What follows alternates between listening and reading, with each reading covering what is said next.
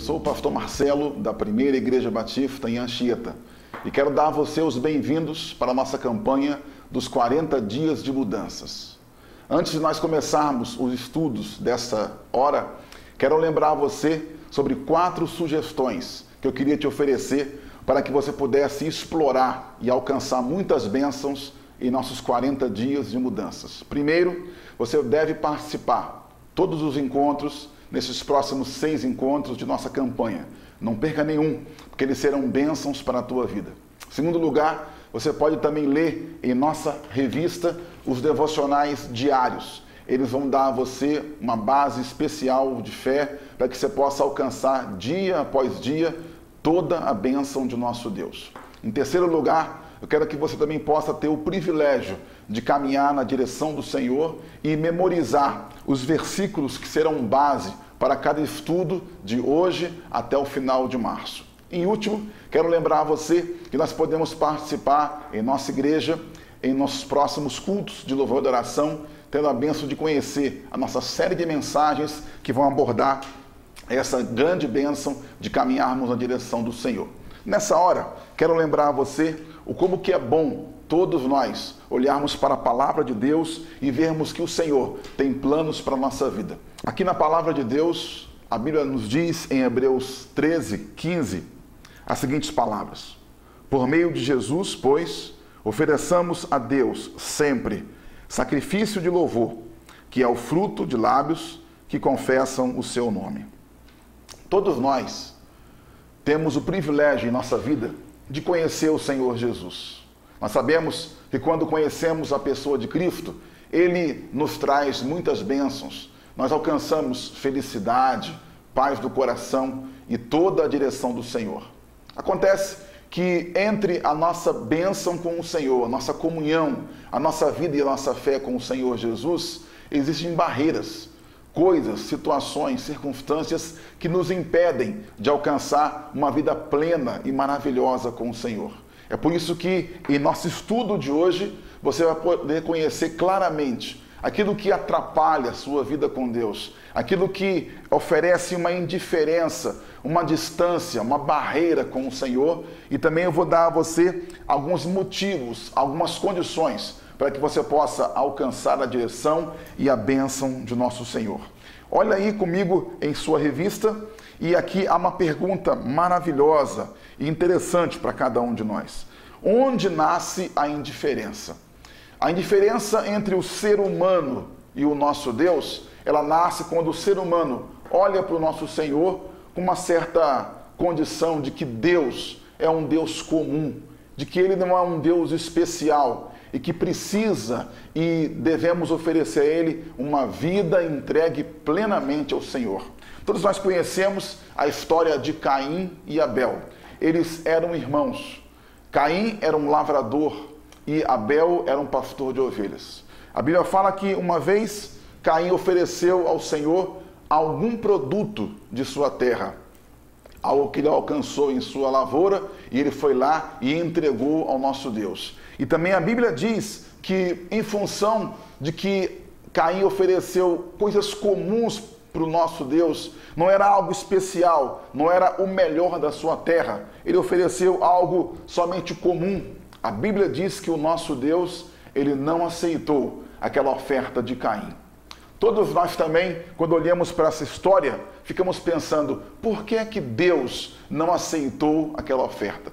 Ele não aceitou porque, de fato, Caim não ofereceu uma oferta, um compromisso, uma vida de todo o seu coração. Ele ofereceu apenas uma coisa, um produto, uma coisa qualquer. E aí eu quero te perguntar, será que nós também não estamos oferecendo ao nosso Deus qualquer coisa, uma coisa comum, apenas uma oferta, um tempinho, algo e a nossa vida comum para o nosso Deus. A indiferença nasce quando nós entregamos para Deus não todo o nosso coração, mas parte do nosso coração e de nossa vida. Quando pensamos em nosso Deus, precisamos fazer um exame completo de quem Deus é.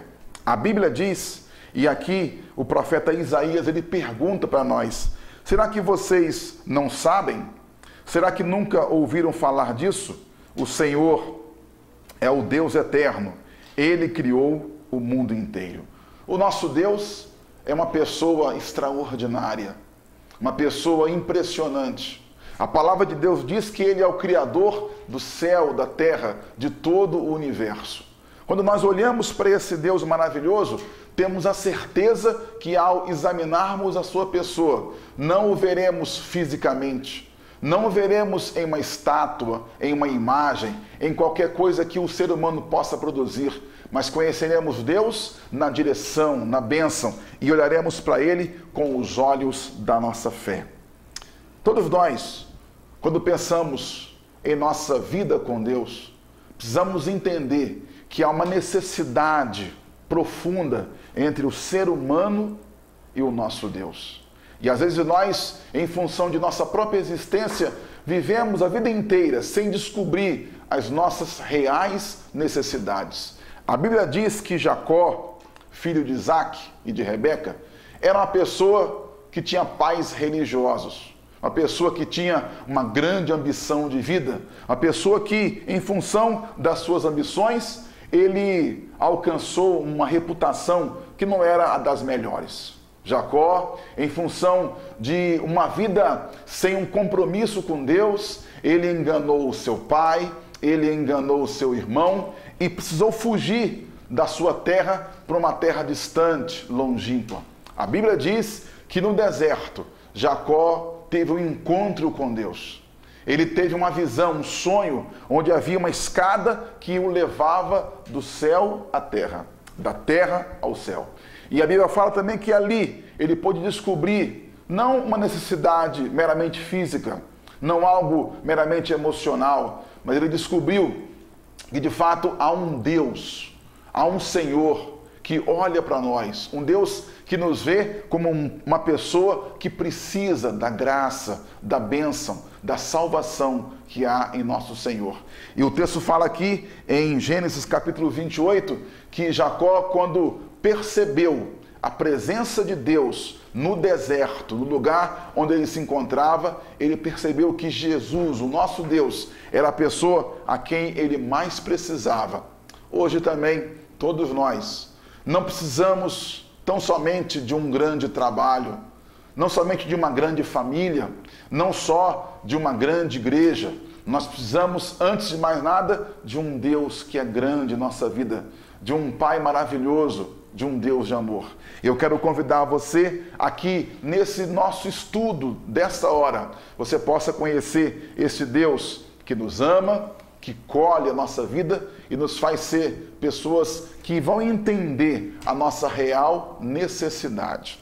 Além disso, todos nós temos que ter esse momento onde deixamos a indiferença e encontramos uma grande experiência com o nosso Deus. Jacó viveu isso. E a Bíblia fala que muitas pessoas no ministério de Jesus, quando o conheceram, quando o viram como seu Senhor e Salvador, puderam ter o privilégio de recebê-lo como a salvação de sua vida. A Bíblia fala de um cego de nascença. Lá no texto de João, capítulo 9, ele nasceu cego, ele vivia cego. Até se encontrar com o Senhor Jesus, ele não tinha condição de ver a luz da vida, a condição de olhar para as pessoas, a condição de se guiar pela sua própria condição humana. Mas quando ele se encontrou com Jesus, a Bíblia diz que ele não perguntou o nome de Jesus, que ele não perguntou a religião de Jesus, que ele não quis saber de onde Cristo estava ou de onde ele vinha, mas quando ele se encontrou com Jesus, Jesus o curou. E quando perguntaram para ele sobre quem era a pessoa que o havia curado, ele disse as palavras que se encontram aqui em João capítulo 9, verso 25. Ele replicou: Não sei nada sobre isso, mas de uma coisa eu tenho certeza. Eu era cego e agora vejo.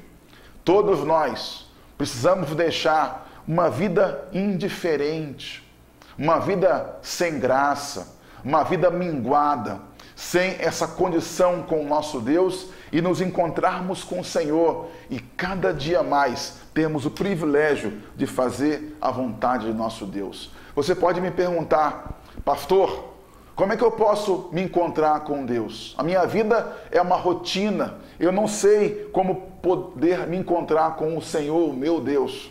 Eu posso te garantir que todos os dias o nosso Deus dá provas para você que Ele é um Deus presente, um Deus real. Todos os dias, quando o sol nasce para todos nós, Ele revela que o nosso Senhor é um Deus que nos ama, um Deus que cuida de nós, um Deus que quer nos abençoar. A Bíblia diz que o nosso Deus, Ele preparou para nós um tempo onde nós, passo a passo, vamos nos encontrar com o Senhor. Provérbios 4:18 fala assim: os caminhos dos justos resplandecem com a luz. Quanto mais vivem, mais brilham.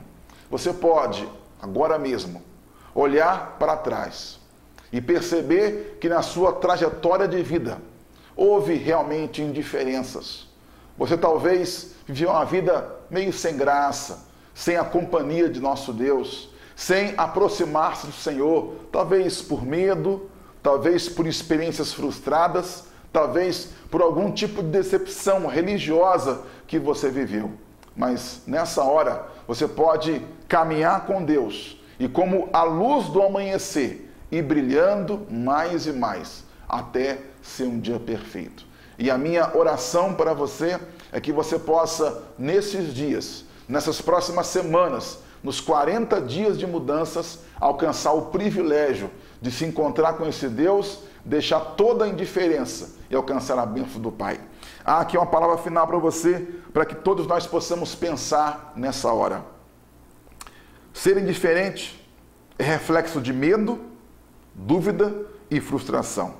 Agora, experimentar Jesus é a chance do amor, da fé e de muitas bênçãos. Eu oro para que Deus possa abençoá-lo ricamente e que possa dar a você toda a condição dos céus, para que você possa deixar a indiferença e mudar para experiências plenas, profundas, poderosas com o nosso Deus. Eu queria agora orar pela tua vida, para que Deus possa abençoá-lo hoje e para sempre. Vamos orar ao nosso Deus. Muito obrigado, Senhor Deus, por esse primeiro estudo, onde nos encontramos com o desafio de mudar da indiferença para a experiência, de uma vida sem graça para uma vida com o Senhor. E eu oro para que todos nós alcancemos a tua graça, a tua experiência, um encontro maravilhoso com o Senhor Jesus, em nome de quem nós oramos. Amém. Que Deus te abençoe. Amém.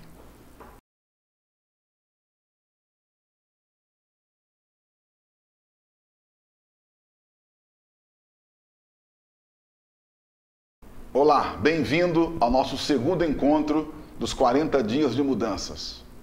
Eu sei que você passou uma semana de bênçãos, quando você pôde, nessa última semana, ouvir um pouco mais a voz do Senhor e alcançar com Ele toda a direção do Senhor. Nessa semana, nós vamos trabalhar um grande tema, de uma vida de interesse para uma vida de graça, de filiação, de direção e de comunhão uns com os outros. A palavra de Deus diz, em Romanos capítulo 9, verso 26, o seguinte: e no lugar em que se lhes disse, vós não sois meu povo, ali mesmo serão chamados filhos do Deus vivo.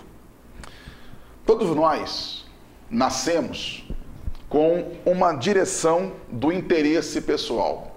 Quando uma criança busca o alimento, o abrigo de seus pais, o que ele quer não é só meramente o carinho, o afeto, mas quando uma criança busca a alimentação materna, o abrigo de uma mãe, o que ele está querendo, na verdade, é um grande interesse pessoal. Nós crescemos, aprendemos valores de solidariedade, de amizade e de fé, mas muitas pessoas ainda ficam numa vida só de interesses pessoais, sem uma direção do Senhor, sem poder oferecer o melhor de suas vidas para o próximo, para as pessoas à sua volta. Nesse estudo, você vai poder conhecer como que nós podemos deixar uma vida de um interesse egocêntrico, egoísta, para uma vida mais entregue, tanto nas mãos do Senhor, como também em direção ao nosso próximo, ao nosso irmão, às pessoas que estão à nossa volta, na comunidade, na família e também na igreja. A Bíblia diz que existe um grande perigo quando nós vivemos este mundo. E o perigo entre o interesse e uma vida em comunhão com o nosso irmão é a conhecida bajulação. Há pessoas que se aproximaram de você e que ainda hoje estão próximas de você e que estão envolvendo-se com você, tão somente por uma questão de bajulação. E a bajulação, ela é tão terrível que o rei Davi pediu numa oração que o nosso Deus o livrasse de todo este mal. A Bíblia fala em Salmo 12, de 1 a 2. É uma oração que o salmista faz ao nosso Deus. Ele fala assim: salva-nos, ó Senhor Deus, pois já não há mais pessoas de confiança, e os que são fiéis a ti desapareceram da terra. Todos dizem mentiras uns aos outros, um engana o outro com bajulações. Isso revela que neste mundo você vai encontrar muitas pessoas que estão numa direção contrária à que você vai, mas que se cercaram de interesse por você, seja por dinheiro, seja por questões sociais, seja pela tua família. Não importam os motivos pelos quais as pessoas vão se interessar por você, mas a bajulação, ela esconde numa maquiagem pesada, não o amor, mas o interesse próprio, um egocentrismo, um egoísmo. E todos nós temos que entender, quando nós não vivemos uma vida de solidariedade, de altruísmo, nós sempre encontramos uma pessoa que nos procura, que se envolve conosco em função da bajulação. E acredite, toda bajulação, em vez de nos abençoar, ela faz com que todos nós pensemos um pouco mal de nosso próximo.